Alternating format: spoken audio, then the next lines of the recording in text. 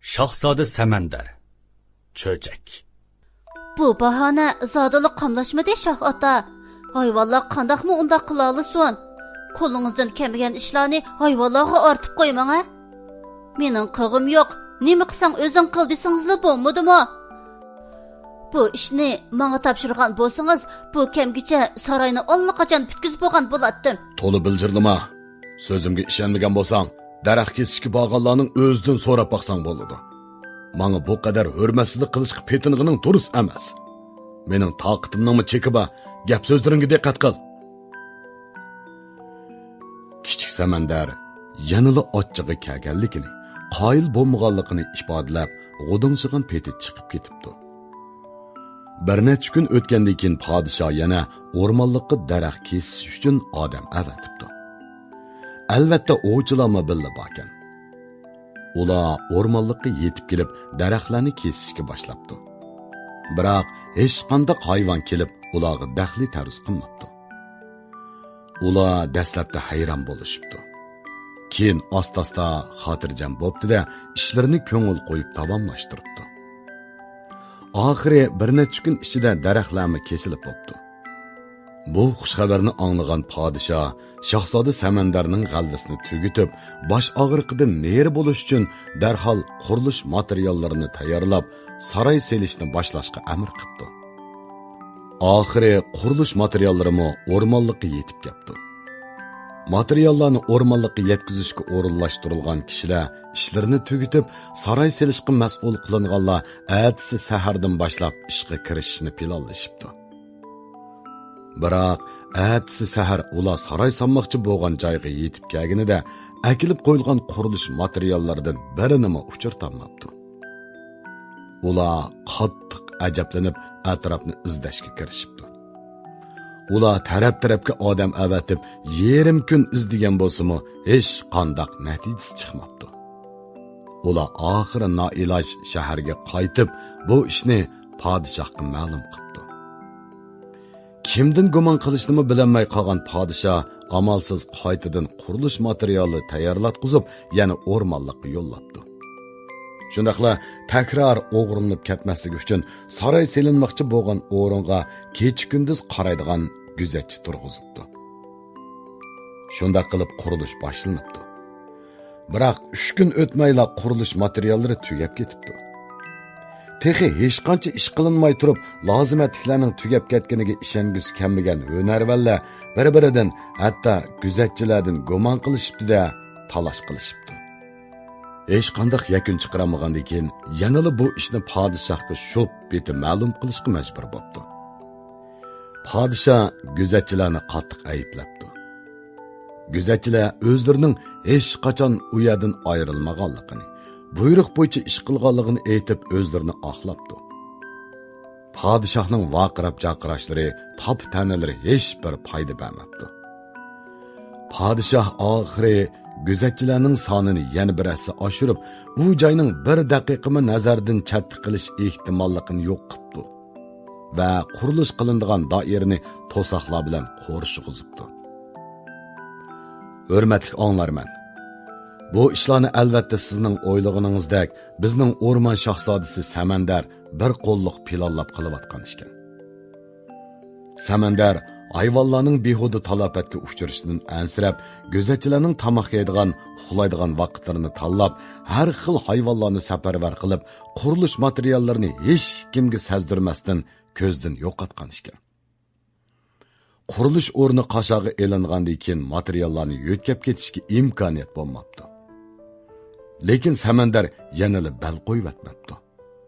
U bu qitim to'saqlardan bemalol o'talaydigan, gözatchilarning diqqatini tatmaydigan ushshaq hayvonlarni va hasharotlarni avatib, qurilish materiallariga buzg'unchilik qilishga boshlabdi.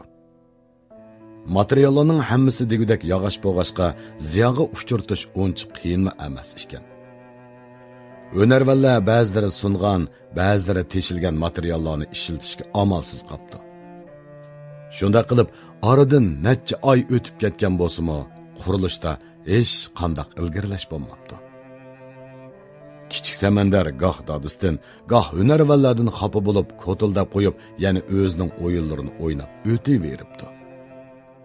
uning xafalıqlarının sal azlab qilishiga yana boshqa bir ishmo sababchi bo'lgan ekan. Pat-pat o'rnidan qechib chiqib, shaharmi shahar, sahromi sahro aylanib yuradigan kichik Samandar yiroq bir qishloqdagi bir o'tinchining yolg'iz qizini yaxshi ko'rib qolgan ekan. Yaqinqi kunlarda u har qitim o'rnidan qechib chiqqanida oldi bilan shu qizning uyiga berib, shu qiz bilan paranglashib, mungdishib yuribdi. Sahrodagi o'yinlardan zerikkan kichik Samandar bir kuni u qizni yo'shirincha o'rniga boshlab kiribdi. O'rdining ishratxonasida oyda 1-2 qitim esil o'yinlar o'ynalib turadi ekan.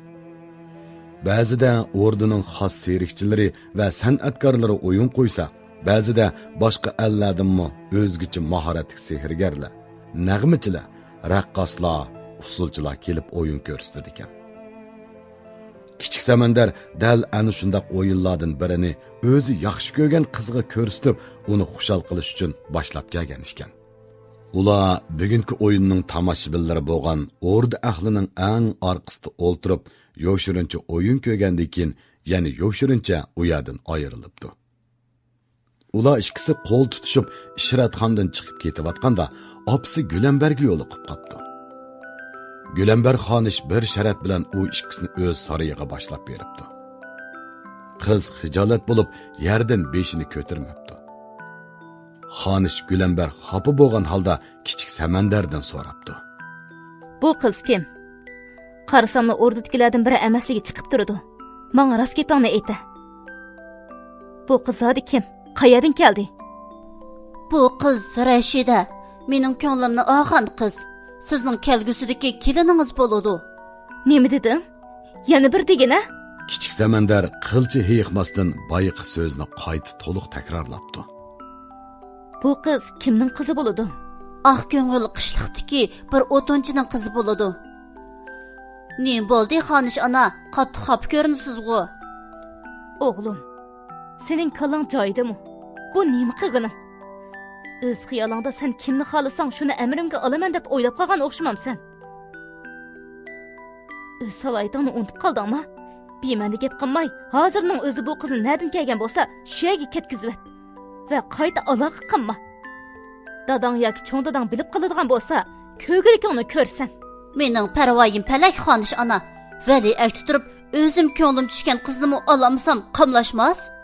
Bu o'ynashadigan ish emas, o'g'lim. Nodonlik qilayotganingni, bolalik qilayotganingni bilaman. So'zimni anglab, darhol men degandek qil. Bu mumkin emas xonish ona. Bu ishning nodonlik yoki bolalik bilan aloqasi yo'q.